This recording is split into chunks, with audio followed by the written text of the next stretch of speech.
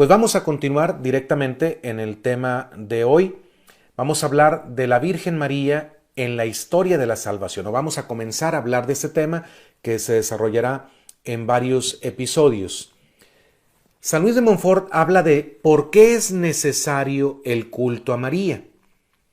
Es muy importante lo que va a decir.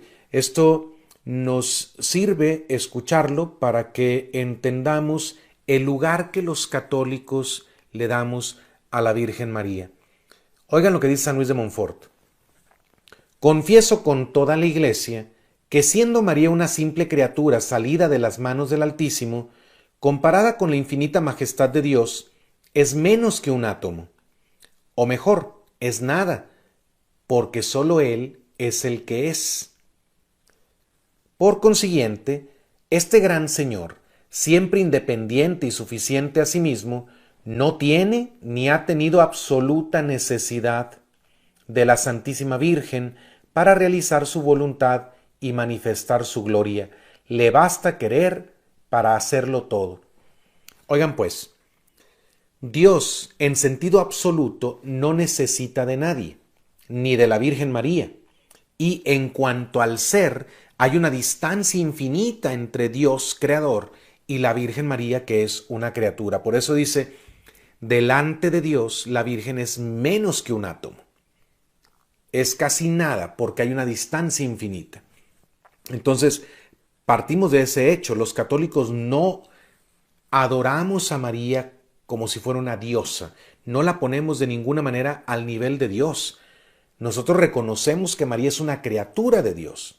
Y en cuanto criatura, totalmente dependiente del Creador. Y Dios no necesita de ningún ángel, ni de la Virgen María, ni de ningún hombre, de nada. Dios se basta a sí mismo. Dios no necesita de nada ni de nadie, al contrario, todas las criaturas necesitamos del Creador, pero no al revés.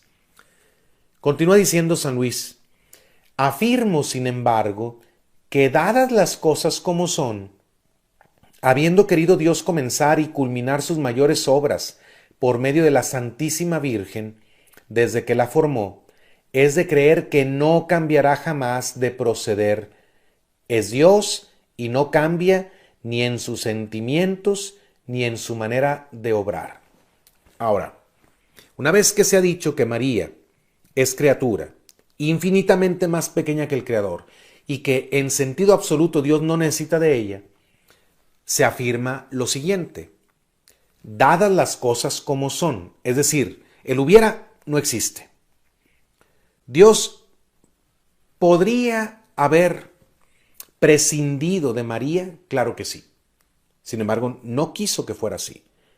Dadas las cosas como son, es decir, dado el modo como Dios ha decidido actuar, como Dios ha obrado, ha hecho las cosas, como Dios ha querido intervenir en el mundo, Dios quiso comenzar y culminar sus mayores obras por medio de la Santísima Virgen, desde que la formó.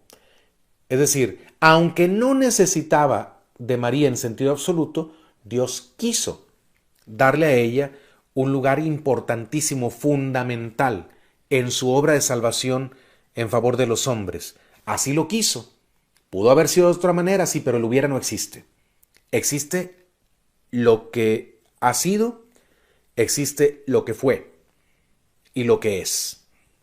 Entonces, es de creer que Dios no cambiará jamás de proceder. O sea, María no es un desechable para Dios. No es como alguien que usó en algún momento para que su hijo viniera al mundo y ya. No. El argumento de San Luis de Montfort es que Dios no cambia en su proceder, no cambia en sus sentimientos ni en su manera de obrar. Por lo tanto, si desde el principio quiso realizar sus obras más grandes por medio de María, por medio de ella quiere seguir actuando en toda la historia de la salvación hasta la culminación del mundo. Vamos a empezar a hablar de María en el misterio de Cristo, en el misterio de la encarnación, para que veamos la importancia que Dios ha querido darle, cómo Dios ha querido hacer las cosas y cómo Dios ha querido que María fuera fundamental. Vuelvo a repetir, no porque objetivamente o absolutamente Dios tenga necesidad de María, sino porque así quiso que fueran las cosas. Dice San Luis, Dios Padre entregó su unigénito al mundo solamente por medio de María. Piensen ustedes cuántas posibilidades tendría Dios para que su Hijo se encarnara y habitara entre nosotros. Simplemente, el Hijo de Dios pudo haber aparecido de pronto aquí en la tierra, creando su cuerpo humano directamente ya como el cuerpo de un adulto, sin necesidad de pasar por el proceso de la concepción, de la gestación en el vientre de una mujer, del nacimiento, de la niñez, la adolescencia, la juventud, etc. El Hijo de Dios pudo haber bajado del cielo con un cuerpo humano y haberse presentado así ante los hombres, pero no quiso que fuera así. Dios quiso enviarnos a su Hijo solamente por medio de María. Así quiso. Entre todas las posibilidades, esa fue la que Él eligió, y Dios es sabiduría infinita. Dios es todopoderoso, infinitamente bueno, infinitamente sabio, y así quiso obrar por medio de María. Entonces, esto no es poca cosa. Esto no es nada más una casualidad. Nosotros a veces podemos hacer cosas porque sí. Oye, ¿por qué hiciste esto? ¿Por qué de esta manera? Pues porque sí, nada más. Pero Dios no. Dios no. Él es infinitamente sabio. Por eso, cuando Dios actúa con sabiduría. Y así quiso obrar. Quiso que su Hijo viniera al mundo por medio de María Santísima, solo por medio de ella. Dios Hijo se hizo hombre para nuestra salvación, pero en María y por María. El Hijo también quiso venir al mundo por nuestra salvación, pero quiso hacerlo en María y por María. Dios Espíritu Santo, la tercera persona de la Santísima Trinidad, formó a Jesucristo en María, pero después de haberle pedido su consentimiento. Y aquí está otro aspecto del misterio. María Santísima no es un títere de Dios, una marioneta de Dios, como ninguna persona lo es. Dios nos propone sus planes porque nos ha dado libertad a los que somos personas. Nos ha dado inteligencia, nos ha dado voluntad. Por eso Dios nos habla y nos permite hablarle a Él como un tú. Dios nos propone sus proyectos, pero nos pide consentimiento. Por eso también María es grande, por eso le debemos nosotros a ella, porque ella aceptó la misión que Dios le había encomendado. El proyecto de Dios que se le propuso, a ese proyecto ella dijo sí. Ella dijo, yo soy la esclava del Señor, hágase en mí según tu palabra, le dijo al ángel Gabriel, que era el enviado de Dios. Así es que María Santísima decide libremente cooperar con la obra de la redención de todos los seres humanos. Por eso todos debemos estar agradecidos con María Santísima, porque ella no es una marioneta de Dios, no es un títere de Dios, no es una cosa, una ficha que Dios mueve para un lado y para otro. Es una persona que decidió hacer la voluntad de Dios, y porque ella decidió hacer la voluntad de Dios, tú y yo salimos beneficiados. María es importante en los misterios de la redención, o sea, en la vida terrena de Jesucristo y también en su pasión y muerte. Dice San Luis, Dios Padre comunicó a María su fecundidad en cuanto una pura criatura era capaz de recibirla, para que pudiera engendrar a su Hijo y a todos los miembros de su cuerpo místico. Vamos a comprender lo que se dice aquí. Dios comunicó su fecundidad a María. También la comunica a todos los que son papás aquí en la tierra. Todo el que engendra, papá o mamá, recibe esa capacidad de engendrar de Dios. Dios participa de su fecundidad a los que son papás o mamás. Pero hay una diferencia entre los papás y las mamás y María Santísima. ¿Por qué? Porque papás y mamás humanos engendran seres humanos, nada más, hombres nada más. En cambio, María Santísima engendró a un verdadero Dios y verdadero hombre, a uno que es verdadero Dios y verdadero hombre.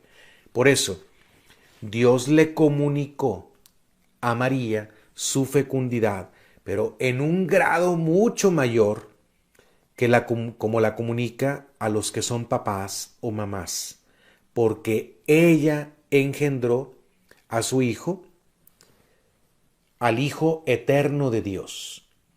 María no es la madre del cuerpo humano de Cristo.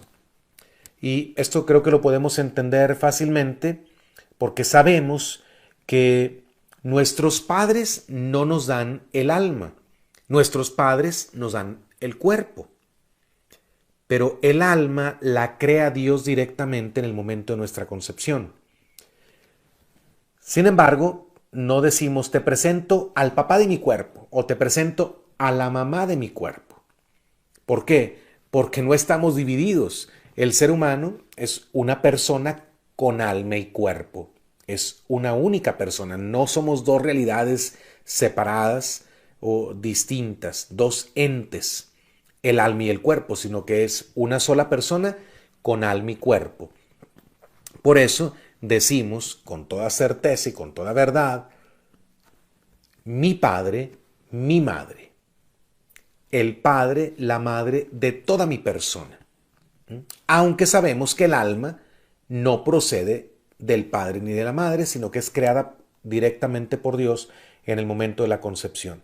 Bueno, María concibe en su seno una sola persona. No hay dos personas. No es una la persona humana de Cristo y luego otra la persona divina, el Hijo de Dios. No. Es una sola persona, pero ¿cuál persona es? Es la segunda persona de la Santísima Trinidad, o sea, el Hijo de Dios eterno. El Verbo eterno, divino como el Padre, es el que asume la naturaleza humana al encarnarse, por lo tanto, es quien habitó en el vientre purísimo de María. Hay una sola persona en Cristo. Cristo no está dividido en dos personas. Es una sola persona, la persona divina del Verbo, que es verdadero Dios desde toda la eternidad y verdadero hombre desde el momento de la encarnación. Entonces, volvemos al punto que trata San Luis María. Dios Padre, comunicó su fecundidad a la Virgen y por eso ella engendra a un hijo que es Dios verdadero y hombre verdadero. Por eso la fecundidad de María es mucho mayor, aunque ella solo tuvo un hijo, es mucho mayor que la fecundidad de los demás padres y madres de la tierra, porque ellos solo engendran seres humanos, meros hombres, aunque sean muchos, solo son hombres. En cambio María engendró uno, pero ese uno es divino. Entonces, este es un misterio que nos causa admiración y ante el cual solo podemos asentir por la fe, no lo podemos comprender totalmente, pero lo aceptamos por la fe y nos admiramos ante la maravilla que Dios hace cuando actúa en favor de nosotros. Sigue adelante San Luis. Dios Hijo descendió al seno virginal de María como nuevo Adán a su paraíso terrestre para complacerse y realizar allí secretamente maravillas de gracia. Aquí San Luis vuelve a hacer referencia a este punto de Jesús como nuevo Adán. El primer Adán, el primer hombre, fue creado a imagen y semejanza de Dios. Y los padres de la Iglesia antigua ya interpretaban que Adán era imagen y semejanza, pero el modelo de esa imagen y semejanza era el Verbo encarnado. Decían los padres de la Iglesia antigua que cuando Dios formó a Adán del barro de la tierra, estaba pensando él en su Hijo encarnado, La encarnación no se había realizado todavía en el tiempo, pero en la mente de Dios, Dios vive en la eternidad. Entonces Dios ya tenía en su mente ya la encarnación de su Hijo, ya sabía el plan que iba a realizar. Por eso el primer Adán fue creado a imagen del segundo Adán, que es Cristo encarnado, que es el hombre perfecto, el modelo según el cual es creado el primer Adán. Bueno, el primer Adán fue formado del barro de la tierra.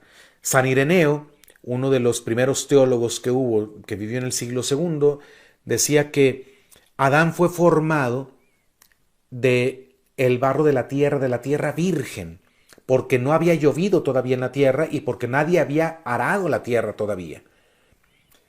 Y dice, pues así como el primer Adán fue formado de una tierra virgen, el segundo Adán, que es Cristo, es formado, toma su cuerpo de la carne virginal de María Santísima, de su carne purísima, sin mancha de pecado original y sin mancha de ningún otro pecado. Adán fue puesto en el paraíso terrenal. El Hijo de Dios encarnado fue puesto en el seno de María. Por eso dice San Luis de Montfort que María es el paraíso terrenal del nuevo Adán, del nuevo y definitivo Adán. Y dice, allí en ese paraíso fue puesto el segundo Adán para complacerse y realizar allí secretamente maravillas de gracia. Pues piensen ustedes, ¿cuántas maravillas habrá hecho Jesús habitando en su Madre Santísima? ¿Cuántas maravillas habrá hecho por ella? Si nosotros estamos seguros de que cuando comulgamos y recibimos a Cristo en nuestro corazón, su cuerpo, sangre, alma y divinidad en la Eucaristía, Él hace maravillas por nosotros si estamos en estado de gracia, si lo recibimos con amor, con adoración, con todas las disposiciones que nos enseña la Iglesia, estamos seguros de que recibir el cuerpo de Cristo no nos deja igual, sino que algo extraordinario pasa en nosotros. Y eso que somos muy pecadores. Imagínense cuánto podría haber o cuánto logró la presencia del Hijo de Dios en el seno purísimo de María. En ella que no tenía mancha de pecado original, en ella que es la mujer perfecta, la obra maestra de la Santísima Trinidad, la criatura más hermosa. Imagínense cuántas maravillas obraría el Hijo de Dios en ese tiempo en el que habitó en el seno purísimo de María Santísima. Cuánto la santificó, cuánta gracia recibió María. Recibió al autor mismo de la gracia en su seno. Y ella es la madre de el autor de la gracia.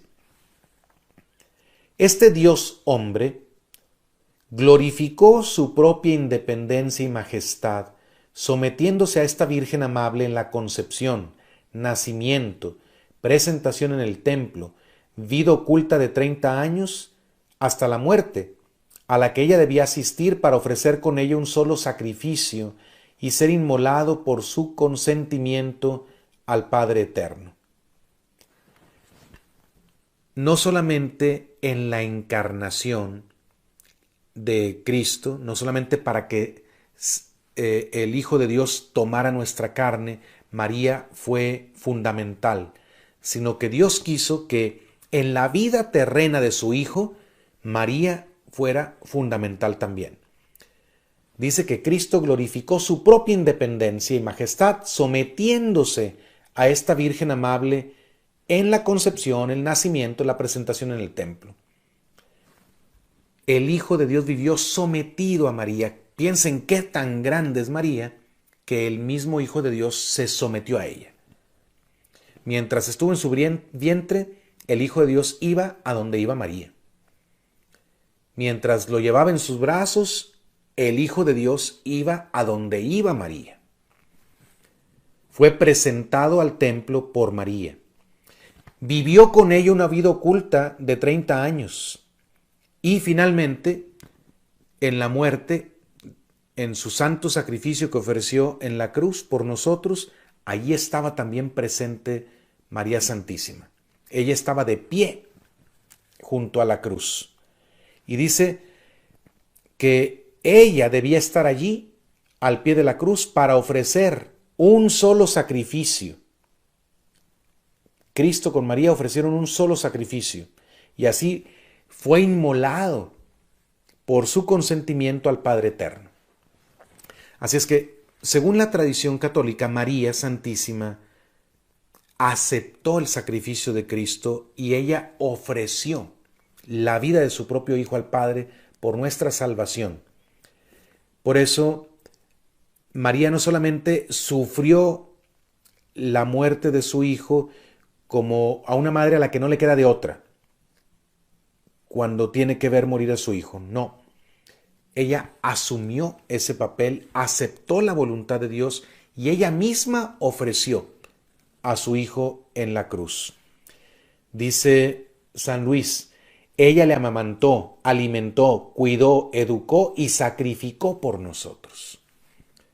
Por eso, en la tradición católica, a María se le ha llamado la corredentora, no porque ella sea la que nos haya salvado. Ella no ofreció su vida en la cruz por nosotros. Ella no derramó su sangre por nosotros. Jesucristo es el Redentor, pero corredentor en el sentido que está unida al Redentor en una forma única, en un grado único.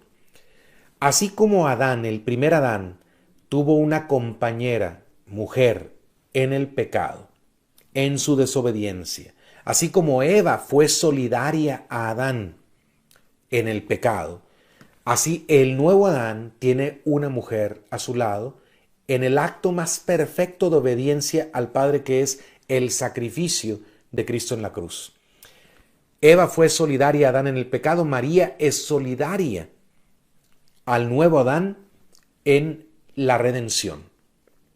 Entonces, la desgracia que Adán y Eva acarrearon sobre la humanidad comienza a restablecerse, o sea, Dios comienza a poner todo en orden, a recapitular todas las cosas con la obediencia de el nuevo Adán y la nueva Eva, de Jesucristo y de María al pie de la cruz o en el sacrificio de la cruz. Jesucristo dio mayor gloria a Dios, dice San Luis, por su sumisión a María durante 30 años que la que le hubiera dado convirtiendo al mundo entero por los milagros más portentosos. Oh, cuán altamente glorificamos a Dios cuando para agradarle nos sometemos a María, a ejemplo de Jesucristo, nuestro único modelo. Aquí también hay una idea muy poderosa. Jesús dio mayor gloria a Dios sometiéndose a María durante 30 años que la que le hubiera dado convirtiendo al mundo entero. Ahora, piensen ustedes, hermanos, mediten en esto. Según la tradición, el Señor Jesús comenzó su vida pública, su apostolado, su ministerio, aproximadamente a los 30 años. Y solamente pasó más o menos 3 años de su vida haciendo ministerio público. Ahora, Jesús es el hombre perfecto. Imagínense ustedes qué grado de madurez tendría el Hijo de Dios a los 20 años.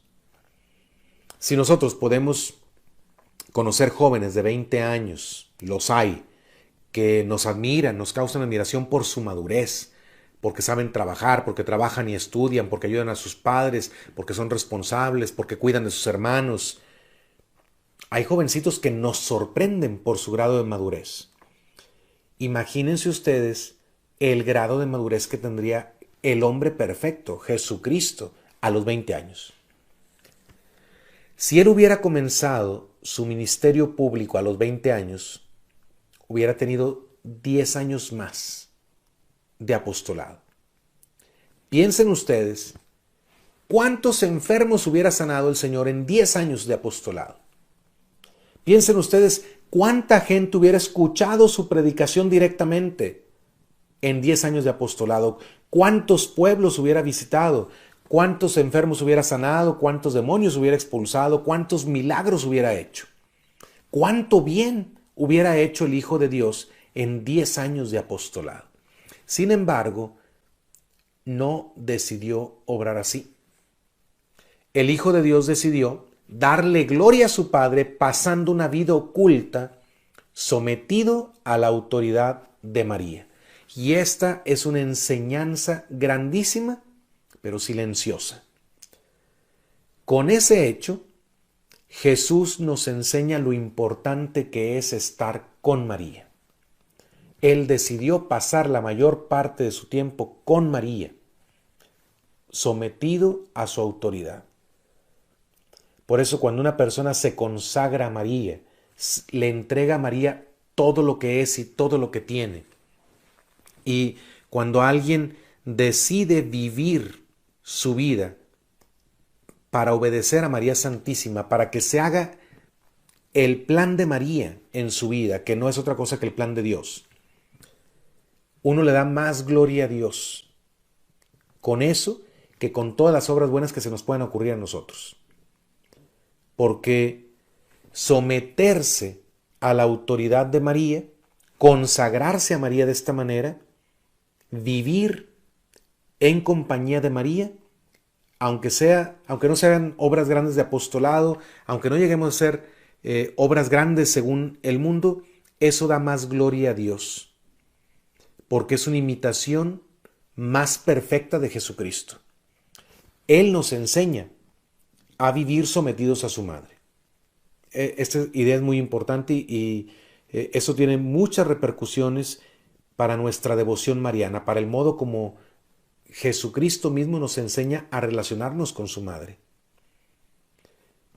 Sigue diciendo San Luis: Jesucristo ha querido inaugurar sus milagros por medio de María. Mediante la palabra de María santificó a San Juan en el seno de Santa Isabel. Habló María y Juan quedó santificado. Ahora pongan atención. Estamos acostumbrados a oír que el primer milagro de Cristo fue en las bodas de Caná, cuando convirtió el agua en vino, por intervención de María. Aquí San Luis nos habla de otro milagro anterior, que fue la santificación de Juan Bautista en el seno de su madre, en el episodio que llamamos la visitación. Cuando el ángel le anuncia a María que va a ser la madre del Hijo de Dios, le dice que su pariente Isabel va en el 6º mes de embarazo. Isabel, pariente de la Virgen María, mamá de Juan Bautista. Y María va, dice la Escritura, se encaminó presurosa por las montañas de Judea para ir a visitar a Isabel. Cuando María saluda a Isabel, Juan Bautista escucha la voz de María y salta de gozo en el vientre de su madre. Pero María lleva a Cristo, nada más que Juan experimenta la presencia de Cristo al escuchar el saludo de María. Por medio de María, Juan quedó santificado en el seno de su madre. Y dice San Luis: este fue el primer milagro de Cristo en el orden de la gracia, la santificación de Juan Bautista, y lo realizó por medio de María. Luego sigue diciendo: ante la humilde plegaria de María, convirtió el agua en vino en las bodas de Caná. Era su primer milagro en el orden de la naturaleza.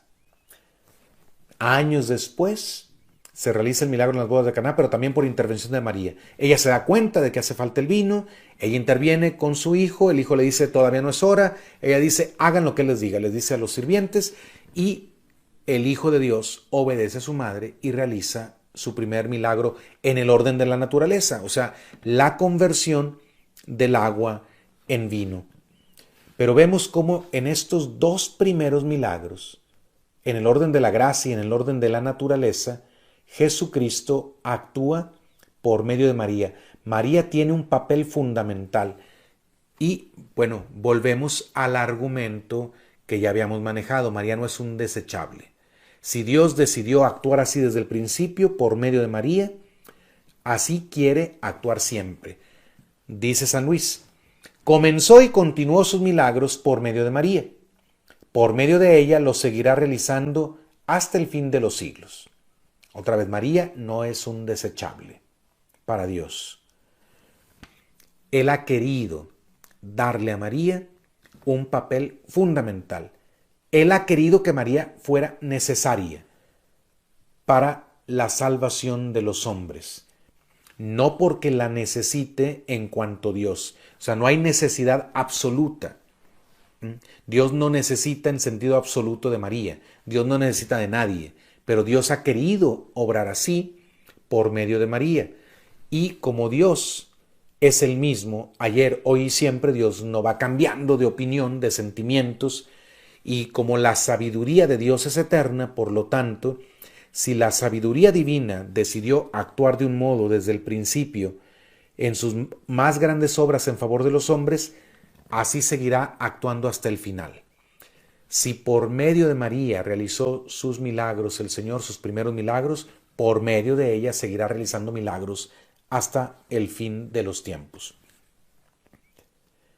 Dios Espíritu Santo, que es estéril en Dios, es decir, no produce otra persona divina en la divinidad, se hizo fecundo por María, su esposa. Aquí está otra idea muy profunda, de la que poco se escucha. Fíjense bien, nosotros creemos que hay un solo Dios en tres personas distintas. Es el misterio de la Santísima Trinidad. En el seno de la divinidad, el Padre engendra al Hijo. En ese sentido, entre comillas, el Padre produce otra persona más. Ahora, estoy hablando con palabras humanas de un misterio divino que supera nuestra inteligencia. En la Trinidad, el Hijo procede del Padre porque es engendrado por el Padre, pero esto no sucede en el tiempo, sucede en la eternidad. No es que hubo un tiempo en el que el Hijo no estaba, solo estaba el Padre. No, eso sucede en la eternidad. Tan eterno es el Padre como el Hijo, como el Espíritu Santo. Pero sabemos que el Padre engendra al Hijo. No es el Hijo el que engendra al Padre. Luego también sabemos que el Espíritu Santo, tercera persona de la Trinidad, procede del Padre y del Hijo. Por lo tanto, Padre e Hijo producen, entre comillas, producen otra persona en el seno de la divinidad. Pero dice aquí San Luis que el Espíritu Santo, que es estéril en Dios, es decir, en la vida trinitaria el Espíritu Santo no produce ninguna persona. De él no procede el Padre ni procede el Hijo. Por eso San Luis usa esta expresión, vuelvo a decir, son expresiones humanas, limitadas, que nos ayudan de algún modo a captar la profundidad de los misterios divinos, pero son expresiones limitadas, que no podemos tomar al pie de la letra. El Espíritu Santo es estéril en Dios, pero se hizo fecundo por María. O sea, fuera de la Trinidad es donde el Espíritu Santo tiene fecundidad. No en el seno de la Trinidad, pero fuera de la Trinidad. Pero es fecundo por María, porque María es la esposa del Espíritu Santo. Dice, con ella, en ella y de ella produjo su obra maestra, que es un Dios hecho hombre, y produce todos los días hasta el fin del mundo a los predestinados y miembros de esta cabeza adorable.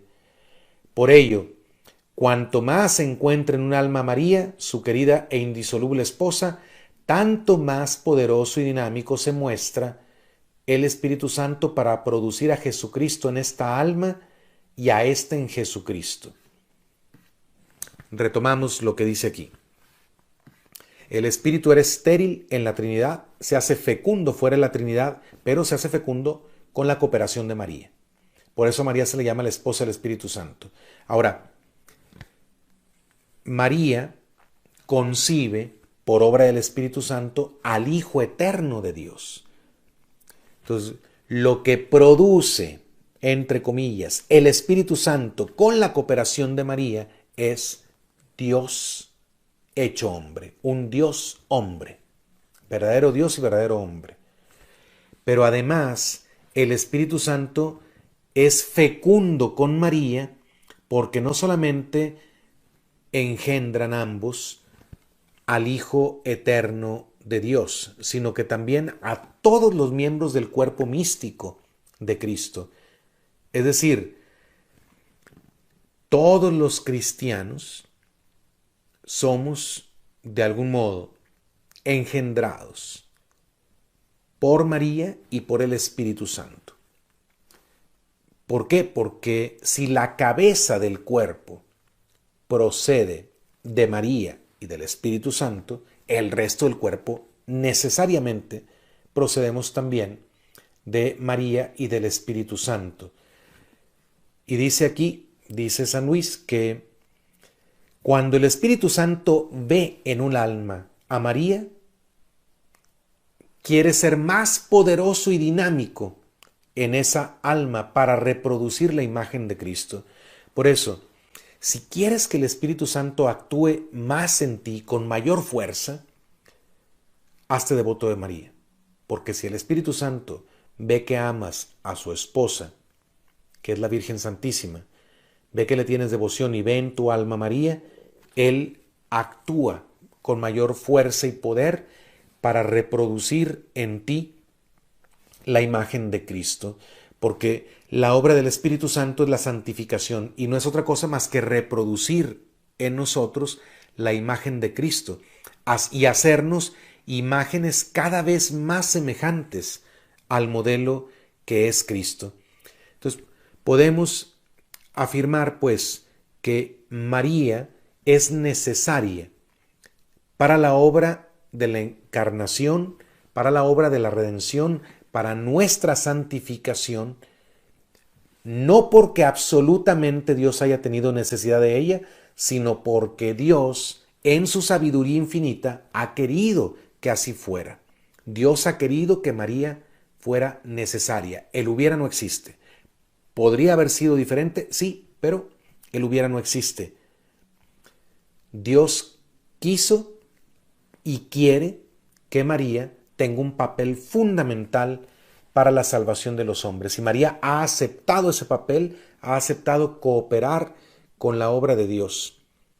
Por eso, pues nos conviene tener una mayor devoción a María Santísima, porque así le damos gloria a Dios, así aceptamos el designio de Dios, aceptamos las cosas como Él las quiso, sí le damos gloria a María, si le damos a María ese lugar que Dios ha querido darle, si le reconocemos a María ese papel fundamental que Dios ha querido darle para nuestra salvación. Pues ojalá que meditar en todas estas cosas nos anime, nos motive a hacernos mucho más devotos de María Santísima, a buscar vivir como Cristo vivió, sometidos a ella toda nuestra vida, a dejarnos guiar por ella, a ponernos en las manos de ella, así como se sometió el Hijo de Dios a María Santísima, así como el Hijo de Dios aceptó ir a donde María iba. Así también nosotros sometámonos a María Santísima, consagrémonos a ella y permitámosle que ella sea la que decida sobre nuestra vida, porque la voluntad de María no es distinta de la de Dios. María solo quiere lo que Dios quiere y nada más.